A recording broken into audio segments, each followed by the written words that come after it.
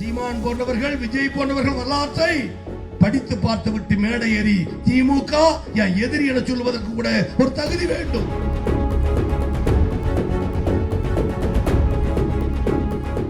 சுற்றி சுற்றி பார், இருவர் அமைச்சர், மூத்த அமைச்சர் அண்ணன், இடையிலே வரவழைக்கப்பட்டு உருவாக்கப்பட்ட உங்கள் முன்னால் நிறுத்தப்பட்ட தொண்டன், இன்றைக்கு உயர்கல்வித்துறை அமைச்சராக உங்கள் முன்னால், சட்டமன்ற உறுப்பினர், மேயர் பொறுப்பில் இருப்பவர்கள் 50 பேர் இருப்போமா? மாநகராட்சி உள்பட முன்னாள் இந்நாள் என்று சேர்த்தால் கூட.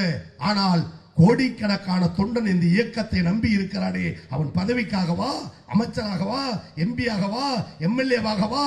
இல்லை.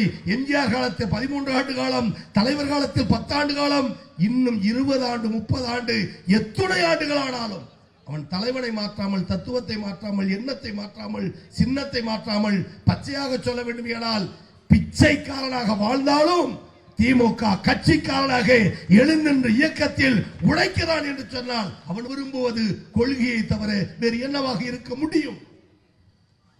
எனவே கலைஞரை போல் ஒரு அறிவாளி, தளபதியை போல் ஒரு உழைப்பாளி, இந்தியாவை கட்டி காக்கிற ஆற்றல், ஆனால் உதயநிதியை போல் கலைஞரின் பேரனாக துள்ளி வருகிற அந்த பேராண்மை வேற எந்த கட்சிக்காரர்களுக்காவது உண்டா? சொல்லி பாருங்கள்.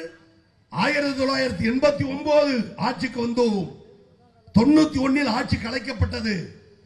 அன்றைக்கு கவர்னர் பஞ்சாப் சிங்கம் பர்னாலா, டெல்லியிலே ஜனாதிபதி தஞ்சை மாவட்ட பட்டுக்கோட்டையில் நின்ற வெங்கட்ராமன், சட்ட ஒழுங்கு எட்டுவிட்டது கையெழுத்து போட்டுத்தான் டெல்லியில் அழைத்தார்கள்.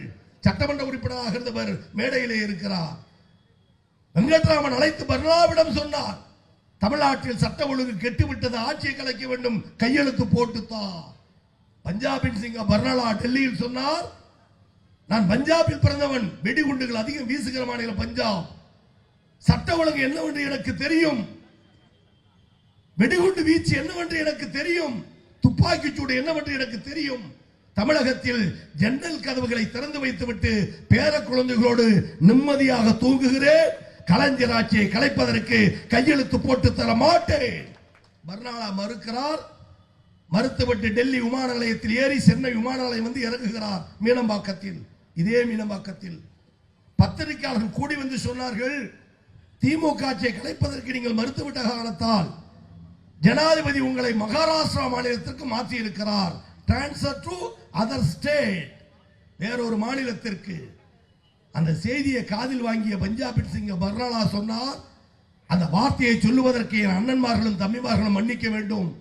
தாடி மயிரை தடவிக்கொண்டே பஞ்சாபின் சிங்கம் பர்னாலா சொன்னார், வீரமிக்க ஆண்மைமிக்க கலைஞர் கருணாநிதிக்கு நான் கவர்னராக இருந்துவிட்டு சொன்னது பர்னாலா. சீமான் போன்றவர்கள், விஜய் போன்றவர்கள் வரலாற்றை படித்து பார்த்துவிட்டு மேடை ஏறி திமுக என் எதிரி என சொல்வதற்கு கூட ஒரு தகுதி வேண்டும், தகுதி வேண்டும். தாடி மயிரை தடவிக்கொண்டு பர்னாலா சொன்னார், வீரமிக்க ஆண்மைமிக்க கலைஞர் கருணாநிதிக்கு நான் கவர்னராக இருந்துவிட்டு வேறு எந்த பேடிகளுக்கும் நான் கவர்னராக இருக்க மாட்டேன் என்று பதவியை தூக்கி எறிந்துவிட்டு பஞ்சாப் போனார். செய்திகளை உடனுக்குடனும் துல்லியமாகவும் தெரிந்து கொள்ள சப்ஸ்கிரைப் பண்ணுங்க.